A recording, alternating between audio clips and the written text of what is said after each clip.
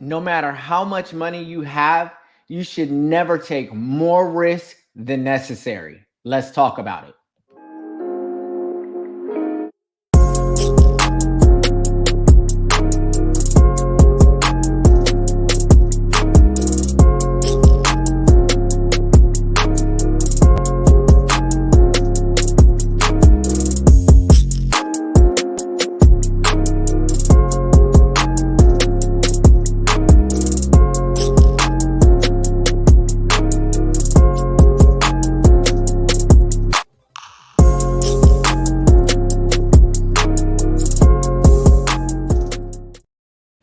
Hey guys, welcome to the hashtag Get Real Woke podcast.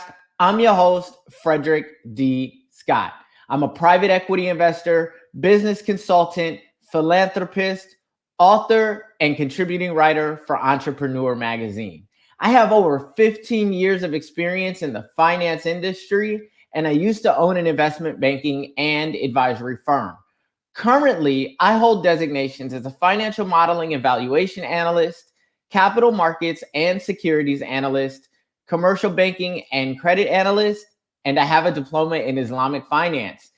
And today is hashtag for the free Friday. This is the time during the week where I come on and teach you all the things I think that you need to know relative to personal and business related topics, personal finance and business related topics. I break them down in a simple to understand step-by-step process so you can learn them, apply them, begin to execute and use these tools as a way to help you grow and achieve the things you want to achieve in your personal and professional life. Now, before we jump into today's topic, I need everybody to hit the like button, hit the subscribe button, hit the bell notification, leave me a comment at the bottom of this episode to let me know what you think. And if you haven't already, I need you to hit the join button if you're on an Android phone.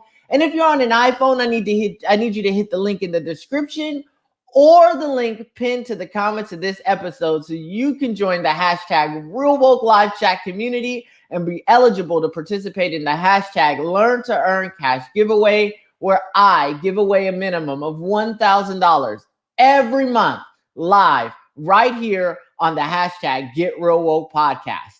Okay, let's get into today's topic. So we are on retail investing part 9, and we are continuing our discussion of creating the proper investment risk profile. And today's topic is risk capacity. So that's what we're going to be talking about today, risk capacity. And what is risk capacity? So risk capacity is an investor's financial capability to withstand a financial loss without meaningfully compromising his or her desired standard of living. And now, so when we look at risk capacity is often evaluated using objective investor characteristics, such as total investable assets relative to net worth, and the amount of outside assets or income available to cover future or unexpected liabilities.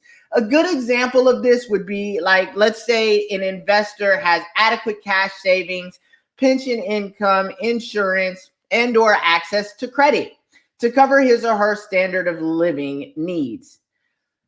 Should an unexpected loss occur as a result of an emergency or a market decline, without significantly relying on or affecting the value of portfolio assets dedicated to achieving the investor's goals, the investor would be considered to have a high risk capacity. See, and this is why we went over, all of these things in the way that we have. It's why we talked about, having good credit, and I taught you everything that I could possibly think of about credit. It's why we talked about budgeting and saving. It's why we talked about life insurance, etc. The reason why we talk about these things is because in order to understand investing properly, as you can see, a big part of investing is risk management. Being able to manage that risk and take the lowest amount of risk possible while still getting a return on your money, right? So a big part of creating investment risk profile is creating a investment policy or procedure for yourself that will allow you to protect your principal investment as much as possible while being able to still see your desired realistic targeted rate of return. And if you've done this properly and you've been following along in the episodes thus far, what you will come to realize is the simple fact that investing is a long-term game. It is not something that, it's not a get rich quick scheme. It's not any of those things. It's a long-term, and you have to have a long-term view and a long-term horizon on your investments. So obviously, if you've done the things properly, if you've got great credit, if you've been budgeting and saving, if you set up life insurance, then you have other income, you have savings, you have things that can help you in case of an emergency, and you're able to leave your investments for the long term so they can be able to grow. You're able to contribute to those investment accounts month over month, but you don't need to pull from them in an emergency circumstance. See, investors that have the ability to do this, if they have, a longer time horizon, if they have a low need for liquidity, if they have some wealth, then they have a high ability to take a financial risk, right? Whereas opposed to investors that don't have those things in place, they don't have, savings, they don't have life insurance, they're living paycheck to paycheck. If they're investing, they don't have the same ability to take the same amount of risk. So they have to take much less risk and get much less return, because remember, as I've told you, risk and potential rate of return are correlated. So the higher the risk, the higher the potential return. But because of the higher risk, you have a greater probability of actually losing your principal investment. Whereby if you're taking, of course, lower risk, then you have a lower targeted rate of return, but you have a less likely position to where you could lose your principal investment or the money that you've invested for growth. Now, see, when you think about that, right, it's very important that you understand that when you're building, and when a financial advisor is helping you with this, or you're doing this yourself, when you're building an investment risk profile, you always have to kind of look at, okay, if I invest this money today, which is why we consider, liquidity or the investable dollars or assets that you have versus your total net worth. What we're really trying to consider is, if an emergency happens tomorrow, will there be a substantial withdrawal from your investment account to be able to satisfy that, to be able to maintain your standard of living? If that is the case, then you cannot be in more higher risk investments where there's more volatility and more of a possibility for you to take real big declines in your portfolio in a year, because you may actually need to pull that money. And of course, if the market performs poorly in a year, then you'll have less money to access to be able to sustain yourself. Conversely, if you definitely have, a lot of liquidity, you have, your net worth is high, let's say you've been saving really, really well, et cetera, you may not need the money that you're putting into your investment accounts. You may not need that for a long period of time. And so, you're able to leave that money sitting. You kind of like invest it and forget about it. So you can withstand year over year market or portfolio fluctuations in your balance, because that money is money that is growing for the long term that you really don't have to think about.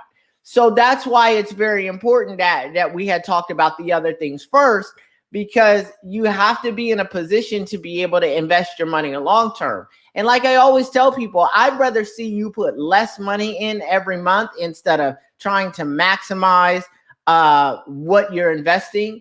I'd rather see you put less in every single month and be able to forget about that money so it can grow, as opposed to putting a lot more in there and then having to go pull from that bucket every time something happens in your life. Because the reality of the situation is a smaller amount of money will have the better opportunity to grow exponentially for you over time. Money grows exponentially on itself. And so I'd rather you'll have much better returns and a much better long-term growth in your investment portfolio if you don't have to touch the money. Conversely, of course, if you continue to touch the money, your money won't be able to grow as it needs to grow. So that's always something to consider. Now, no matter how much money you have, whether you have a lot of money, whether you have a little bit of money, whether your time horizon is really long, whether your time horizon is really short, never take unnecessary risk. Just because you have the money doesn't mean that you should, take the highest risk possible for the highest probable rate of return. Because it's not about how much money you make, it's about how much you keep, right? So if you're taking unnecessary risk because you want to get the highest probable return that you possibly can, well, more oftentimes than not, you're going to end up losing your principal investment. And what happens at that time is, of course, if you keep losing your principal investments, the money you have available keeps declining, keeps going down. And eventually you'll find yourself in the poorhouse because you keep swinging for the fences. I like to use a baseball analogy here to kind of drive this home. I've never seen a baseball team win a championship with every batter coming to the plate swinging for the fences. I've never seen that happen. I've never seen in a football game that a football team wins by the quarterback dropping back and throwing every single pass toward the end zone. I've never seen these things happen. What you learn and what sports teaches you, if you're a sports fanatic, what sports teaches you, like baseball, for example, it's not about swinging for the fences. It's about making base hits. Get on base consistently, because if you get on base consistently, you're going to score runs long term, and those runs are going to turn into wins. Conversely, in football, instead of throwing the football toward the end zone every single time, how about you just collect 10 yards at a time and keep getting first downs, keep moving the chains? Because if you keep moving the chains, eventually you're going to get to the end zone and you're going to walk into the end zone and score a touchdown. And doing that over time also eats up the clock. So you give the offense less of an opportunity to get on the field and do the same exact thing. So that being the case, right, you have to take this same type of mentality with your investments. You just want to get on base consistently. You just want to eat up 10 yards at a time. That's all you need to do. And if you do those things, your wealth will continue to grow. Your investment portfolio will continue to grow, and you'll be right within your risk capacity to be able to not, lose your mind. And we're going to talk about that as we continue to move forward in investment risk profile. You won't want to be one of those people that you've lost so much money that you end up putting a pistol in your mouth, jumping off the Brooklyn Bridge, things like that, right? So, we have to always be prudent investors, and always remember that the goal of investing is to maximize capital appreciation while mitigating risk to its lowest common denominator. I want to make as much money as I possibly can, but I also want to take the least amount of risk possible. And now be willing to take a lower targeted rate of return, right? Or the lower end of my targeted rate of return to be able to achieve that objective. Because long term, I want my assets to be worth more than they are today. And so if I maintain my discipline, if I don't swing for the fences, and if I just try to get on base or eat up 10 yards at a time, I am going to have much more long-term than I started with. So the name of the game is being smart. The name of the game is being realistic and honest with your financial position. The name of the game is being able to understand that, yes, while you want to see growth year over year on your portfolio, you also don't want to put yourself in a position where you lose your principal investment. Okay. So I know we've harped a lot on risk, but risk management is very, very, very, very, very important, and a very, I would say, the primary consideration when we're talking about building investment risk profiles to be able to construct a portfolio of investments that make sense for us. Okay, so that's really all I have for you guys today. I don't want to drag this out too long because I think I've driven the point home really nicely. So that being the case, I hope everybody learned something today. I hope you benefited from this lesson. I hope that you're able to take something away from this, apply it to your life, and be able to execute on it to be able to help you accomplish the things you want to accomplish long term in your professional and personal life.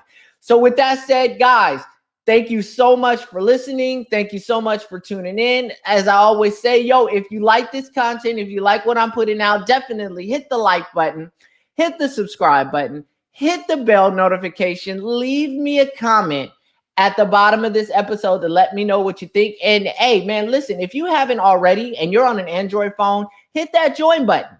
And if you're on an iPhone, hit the link in the description or the link pinned to the comments at the bottom of this episode so you can join the hashtag Real Woke Live Chat community and be eligible to participate in the hashtag Learn to Earn Cash giveaway, where I am giving away a minimum of $1,000 every month live right here on the hashtag Get Real Woke podcast.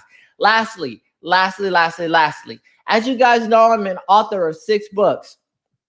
One of my books is called Investing for Success, Investing Tips for the Everyday Person. I talk about a number of different things in there that I think that will be very beneficial for you guys. So, hey, check it out. If you haven't checked that book out yet, I definitely recommend that you click the link in the description.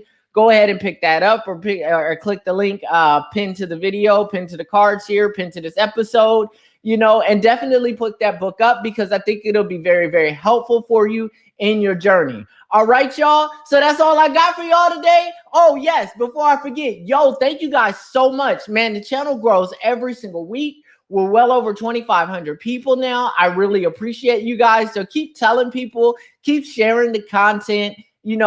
Tell everybody that that you think can benefit, because the more eyes we get on this content, the more people will be able to benefit from the hashtag for the free information that I'm putting out. All right, y'all. So that's all I got for y'all today. So until the next hashtag for the free Friday, I'm out.